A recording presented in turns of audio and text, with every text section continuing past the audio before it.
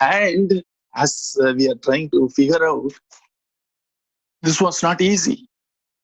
But then came the good news, that which is universal consciousness also has a form. It can also take a name. And just like how that consciousness cannot be killed, cannot be born, that which is never created can never be destroyed. Nah? That which is always there, consciousness is always there.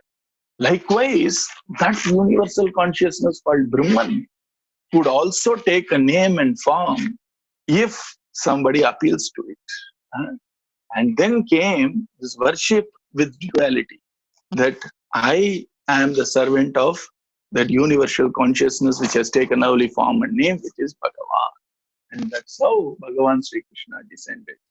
He is no different from Brahman. Brahman is Krishna, Krishna is Brahman. Two sides of the same coin. And it offered a new possibility of worshipping, of submitting, and of ensuring all this happens not by my efforts, but the amount of love I have for Bhagavan makes me forget all these distractions of Jadam.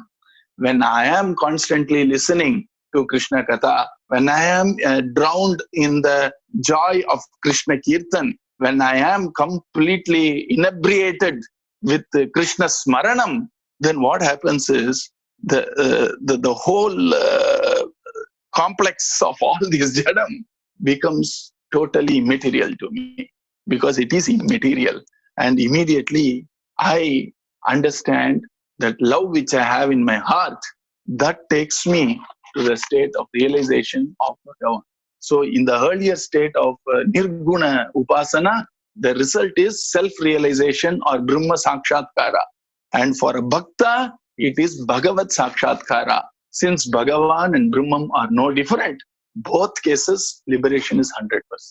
Upasana for me, when I am doing Bhakti, is Shravanam, Kirtanam, Vishnoho Smaranam, Pada Sevanam, Archanam, Vandanam, Dasyam, Sakyam, Atmanivedanam. The important thing being Atmanivedanam. That is what Bhagavan keeps on insisting. And that Atmanivedanam is called Sharanagati. So whether we do Shravanam, it has to lead to Atmanivedanam. Otherwise, the path is not complete. If we do Kirtanam, it has to lead to Atmanivedanam, which means I totally give everything up to Bhagavan, who is none than the universal consciousness. Out of the love I have, out of the amount of attraction I have for Bhagavan, the amount of pull Bhagavan exerts over me, I want to give everything up for him out of that love.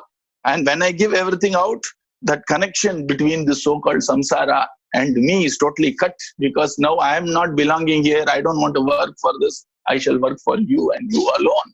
And that's what is Atmanivedanam. That's what is called Sharanagati. Bhagavan keeps insisting that every now and then, saying that if you do Nirguna Upasana, I can give you only outside support.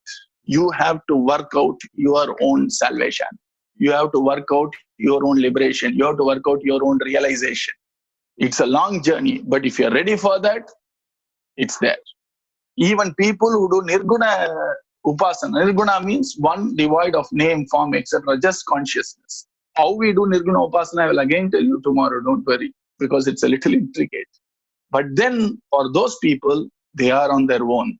But for a Bhakta, because of the love, because of the appeal, that same consciousness which is Brahman takes a name and a form out of its own will. And then it starts doing Anugraham, which means it says, I shall take care of you because you have given your everything to me.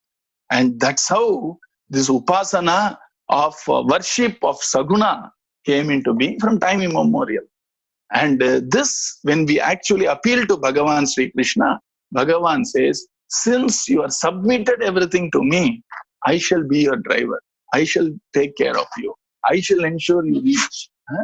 And both leads to the same goal, either surrender or we inquire. And beyond a point, it will lead us to a door called Samatvam. You see, we are all seeking two things. We are seeking joy and peace. And the castle of joy and peace has a door called Samatha. Samatana, equanimity. So equanimity means not get distracted by all these ripples caused by this yellow box.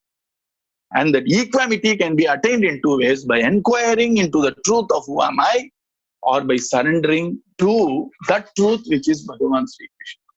When we surrender, we are surrendering all this to Krishna, and obviously Krishna being Krishna makes us realize that this is not real, and then he takes us into his fold.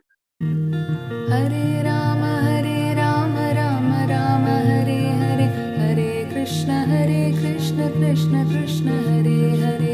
Hare Rama, Rama Rama, Hare Hare, Hare Krishna, Krishna Krishna, Hare Hare. Hare Rama, Rama Hare Hare, Hare Krishna, Krishna Krishna, Hare Hare. Hare Rama, Rama Hare Hare, Hare Krishna, Krishna Krishna, Hare Hare. Hare Rama, Rama Rama, Hare Hare, Hare Krishna, Krishna Krishna,